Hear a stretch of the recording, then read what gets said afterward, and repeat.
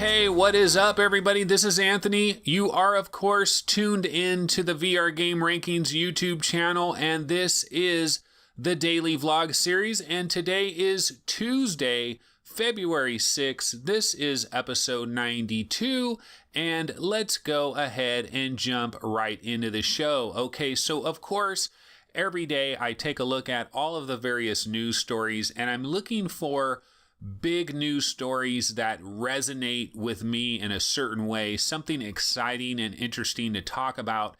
And I gotta tell you guys, today I didn't really find anything spectacular, so I'm just gonna work with what we have. So I have a handful of news stories. I do have a little bit of game discussion as well, so we'll just see how it all shakes out.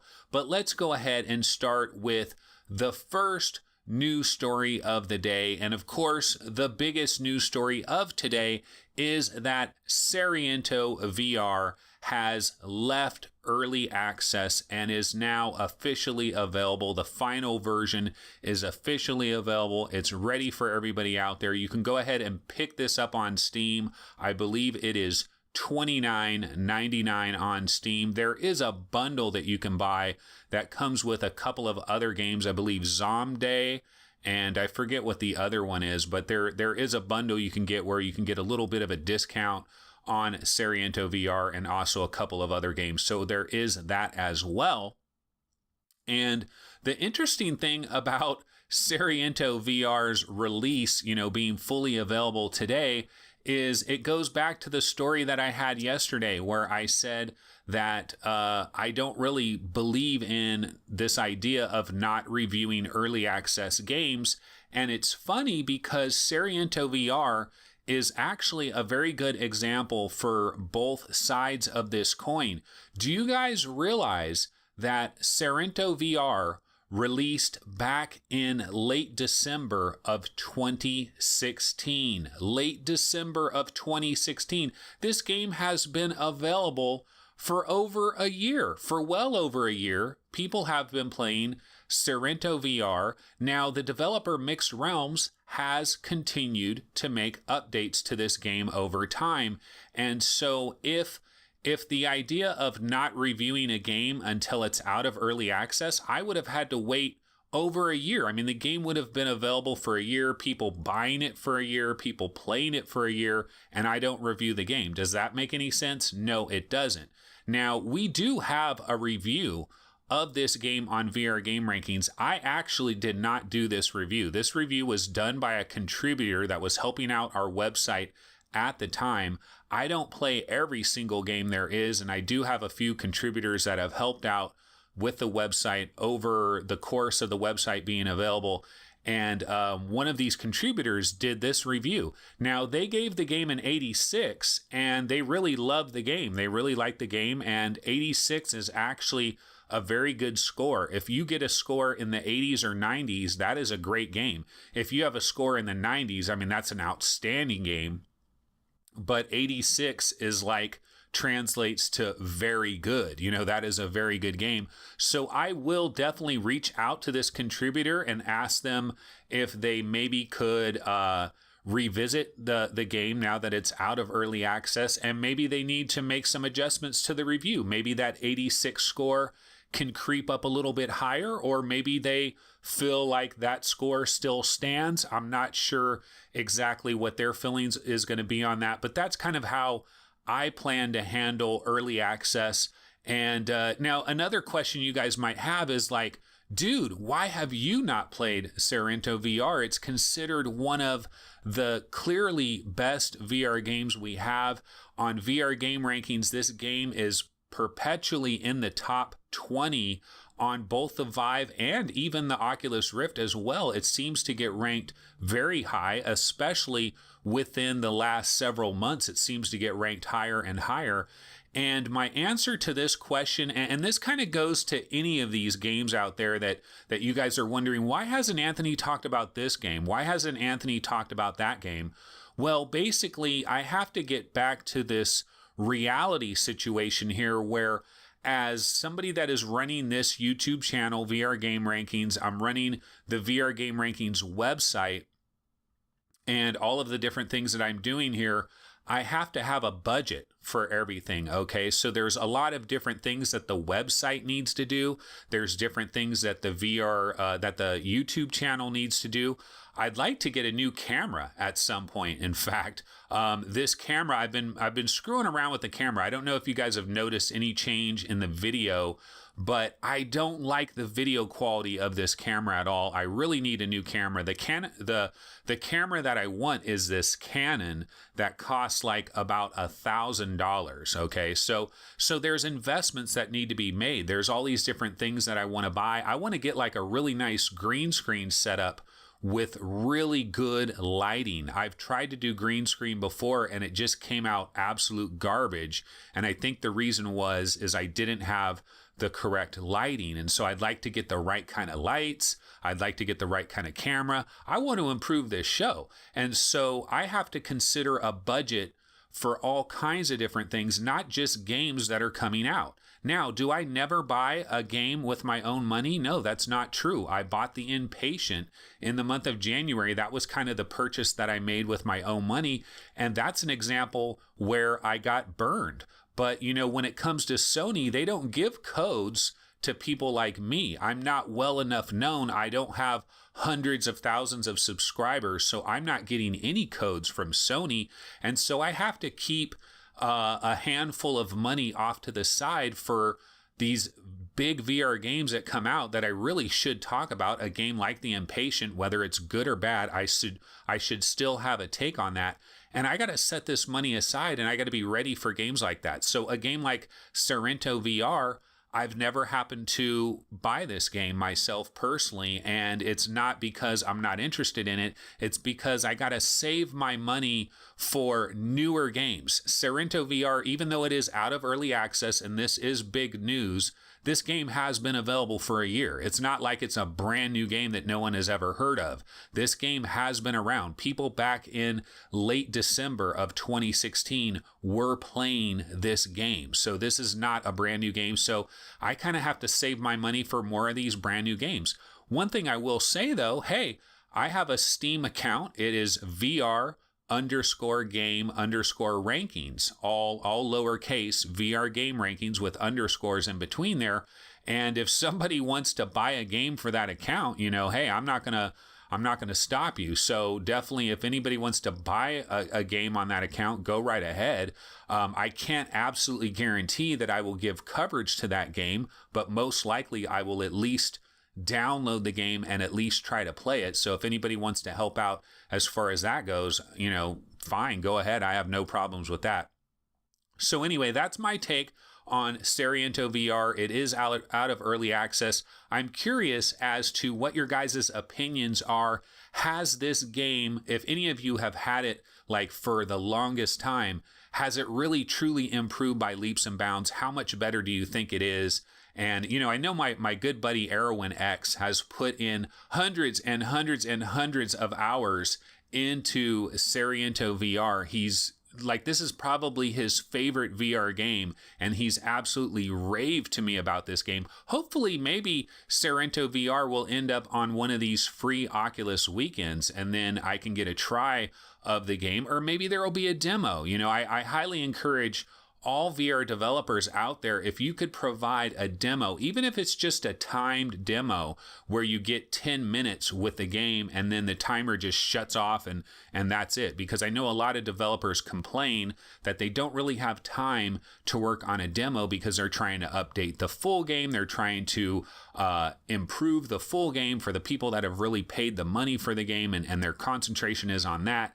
And if they spend all this time working on a demo, then what sense does that make? But there has to be a way to just have a timed demo, right? That wouldn't, you know, you just give somebody 20 minutes and then the timer shuts off and that's it. And somebody could get a taste of a game in 20 minutes, I would think. So that would be cool, but we'll have to see what happens as far as that goes. But that is Sorrento VR. It is currently available right now out of early access. Okay, story number 2. This is actually a story from last week. I didn't get to this story, but I thought this would be relatively interesting to talk about. It's an interesting topic. And so you guys may have heard of Zoom, which is basically this exercise bike. and this software that goes with this exercise bike. And the way it works is you can buy this exercise bike. You can use it with your PlayStation VR. You can use it with your HTC Vive, and you can use it with your Oculus Rift. And what it does is you put on your headset, you get on this exercise bike, and you start riding the bike. And in the actual game, there's basically a game that is built around it. And the idea is basically to make exercising fun, to make exercising enjoyable. And I think when it comes to VR and when it comes to AR, I think that this is going to be an incredible opportunity for exercising that just takes on a completely different feel. Because one of the biggest problems that all of us have when it comes to exercising, when we think about, oh man, I got to lift weights, or I got to go for a jog, or I got to do this, or I got to do that, whatever it is, a lot of times when you think about that, you don't think about it with a level of excitement. You think about it with a level of dread, like, oh man, I got to go do, I got to go do my jog. I got to do it. I got to do it. I don't want to do it, but I got to do it. And that's how we feel a lot of times when it comes to exercise. And that's really what Verzoom is trying to do here with this exercise bike. And the reason they're in the news is because they just had a second round of funding where they received a $5.5 million investment towards this company. And I understand that this money is being used to kind of work on a second generation version of their bike, and to also work on what they call the VZ sensor, the Verzoom sensor, which will be added to existing stationary bikes. So if you have a really nice heavy duty stationary bike that you paid a lot of money for and you'd like to use it with this Verzoom software, there is going to be a sensor that you can add to your existing bike, and you can use that. So you don't necessarily have to buy the Verzoom bike. Now, the Verzoom bike goes for $400.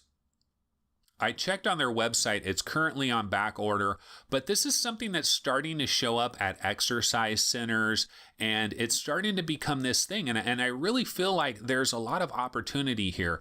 And one of the things that I think about, now I've talked about this before, when it comes, actually, I think it was on a VR Roundtable episode, I talked about this. We were talking about how it's so hilarious that we are eventually going to be able to perfectly simulate the idea of getting in a car and driving a car. We're going to eventually have a perfect simulation of this, because when we eventually have photorealism, and when we combine it with a motion simulator seat, and we combine it with a nice steering wheel and with a clutch and with a stick shift, where you get into this seat, you have your headset on, you're holding the steering wheel, your feet is on the gas pedals and the clutch, you have that shifter in your hand.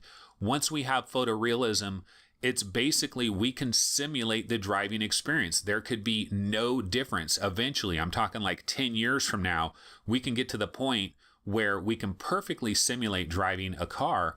Well, what about riding a bike? We can pretty much perfectly simulate that, and it's a hell of a lot cheaper than having some specialized motor sensor chair that might cost $10,000 to try to simulate being in a car. And so riding a bike, this is a sensation that all of us have had. Now, the thing about Verzoom, I've seen, I saw this a long time ago when it first came out, and I thought, this is interesting. This is something I'm actually kind of interested in. But the more I looked at it, it just looks kind of flimsy. It doesn't look very strong and very sturdy. The standard Verzoom can support up to 260 pounds.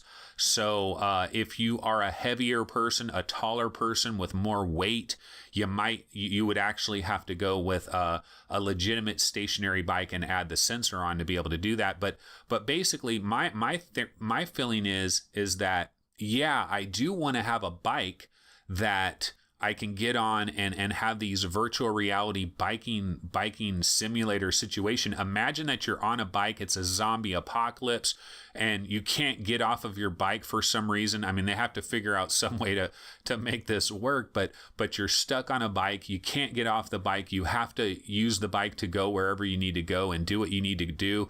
and put you into that environment and make it seem really real. And you're getting a hell of a lot of exercise out of it at the same time. But what I think the bike needs to be better. I think there needs to be like some force feedback, some rumble. I almost feel like you need to get on the bike, but the bike needs to be on some type of suspension thing where it's not even touching a ground, or it's not even firmly locked into anything, so that when you're riding, you can go over bumps, and you could like, maybe it somehow, like, it almost needs to be a motion simulator is basically what I'm saying. So maybe it will get up there to the $10,000 range that we would have with cars. But I do believe that eventually we could have an incredible bike. Like, you should be able to turn the handlebars to turn yourself in real life. The brake should be, everything should be set so that when you're on the bike and you're doing this, you're not distracted in any way, shape, or form with it not being real. Everything needs to feel real. The turning has to feel real. The bumps, the vibration, the shaking, whatever. Like if you're going over a puddle, there needs to be sound effects or something. I mean, we need to figure this all out, but I think it's a great idea. So I am kind of interested in this. I hope their second generation bike is vastly improved, and I like to see some stuff going on in this kind of category. I remember I used to belong to this one gym one time, and you would go there and they would have these rowing machines, and you would get into this rowing machine, and it actually had a screen, and you were rowing in this boat, and on the screen it would show, how fast your boat is going. But that could be in VR as well. Rock climbing in VR. There's all kinds of things that we could do from an exercising standpoint in VR that can make the exercising fun and enjoyable. And you start to forget the fact that you're even exercising. And you know what? I'm going to go ahead and segue into Spark, the free weekend for Spark on Oculus Rift. Did you guys try this? Because I think this is an incredible exercising game. I did download the full version of Spark, even though I have it on PlayStation VR. I got the full version of Spark for the Oculus free weekend. I was playing it this weekend. Now, honestly, I was mostly in the challenges area. I wasn't even playing somebody one-on-one. I actually like the challenges area, and I'm happy to say that I got into the top 10 in throwing range number 2. Throwing range number 2, I was up at number 6 overall, VR game rankings. You'll see it there. I got my time down to like 27 seconds and something. I forget what it was. 27 seconds, 0.154 or something like that was my time. And I was ranked at number 6. I don't know if I'm ranked at number 6 now, but if you guys can go in there, you can check that out. But this is like an exercise game, man. Spark, it feels so good. It is so clean. It is so crisp. One of the things that I always talk about when I talk about Spark is it reminds me in certain ways of Portal. Yeah, it reminds me of Portal. Now, it's not a puzzle game. I mean, it really doesn't have anything to do with Portal, but it's something about the graphics, something about the aesthetic of it. It has this kind of clinical look to it, this very static look to it, very, man, what's the word for it? It's kind of a clinical laboratory kind of a look, a sterile look to it, very clean, very crisp, and just a great game. I was doing the challenge mode for that, and the Oculus touch controllers, absolutely perfect for Spark, because in the game, it's like you're actually using Oculus touch controllers anyway. I mean, that's what it looks like you're holding in your hands, so it just melts perfectly in. And I didn't actually do the head-to-head gameplay. I don't know if anybody else out there maybe tried that, how that worked out, but had a lot of fun with Spark, and that's an example of enjoyable exercise. Super Hot is the same way. You can play Super Hot, you get quite a bit of exercise out of playing Super Hot.